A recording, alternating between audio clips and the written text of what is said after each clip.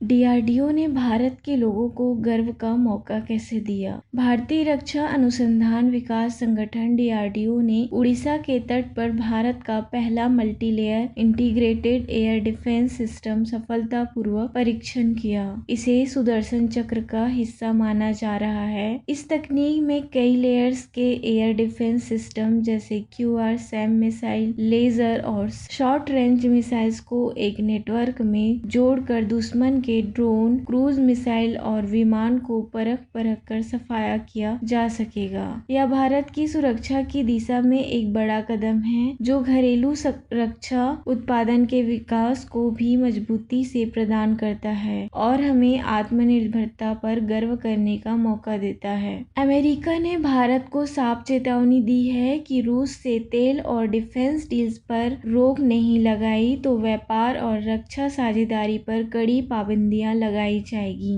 Donald Trump प्रशासन ने 50% tariff के बाद अमेरिकी नीति और दबाव बढ़ा दिया है, लेकिन भारत ने स्पष्ट किया है कि वह अपने किसानों और छोटे उद्योगों के हितों की रक्षा करेगा। भारत की विदेश नीति में कोई समझौता असंभव है। पूर्व अमेरिकी विदेश मंत्री जॉन केरी ने ट्रंप की नीति की आलोचना करते हुए कहा है कि महान राष्ट्र दूसरों पर अनावश्यक दबाव नहीं डालते। वहीं अमेरिकी राजनयिक निक्की हेली ने कहा है कि भारत को रूस से तेल खरीद के सवाल पर गंभीरता से डील करनी चाहिए और अमेरिका के साथ बात करनी चाहिए। दोनों देशों के साझा हितों को आधिकारिक बातचीत के जरिए सुलझाना जरूरी है। ये बयान भारत की कूटनीतिक मजबूती और समझदारी को दर्शाते हैं। एशिया कप से ठीक पहले इंडियन क्रिकेट बोर्ड के सामने कौन सा क्राइसिस आ गया है? ऑनलाइन गेमिंग बिल के लागू होने के बाद प्रमुख फैंटेसी गेमिंग कंपनी ड्रीम 11 ने भारतीय क्रिकेट टीम की टाइटल और जर्सी स्पॉन्सरशिप से अपने नाम वापस ले लिया है। इसके चलते बीसीसीआई के सामने बड़ा आर्थिक संकट, क्योंकि एशिया कप शुरू होने में सिर्फ कुछ ही दिन बाकी है। अगर नया समझौता जल्द नहीं होता तो भारतीय क्रिकेट टीम बिना किसी टाइटल स्पॉन्सर के इस प्रतिष्ठित टूर्नामेंट में भाग लेगी। यह सुनिश्चित करता है कि सरकारी नियमों और कॉर्पोरेट इंटरनेट के बीच संतुलन बनाए रखना कितना चुनौतीपूर्ण है।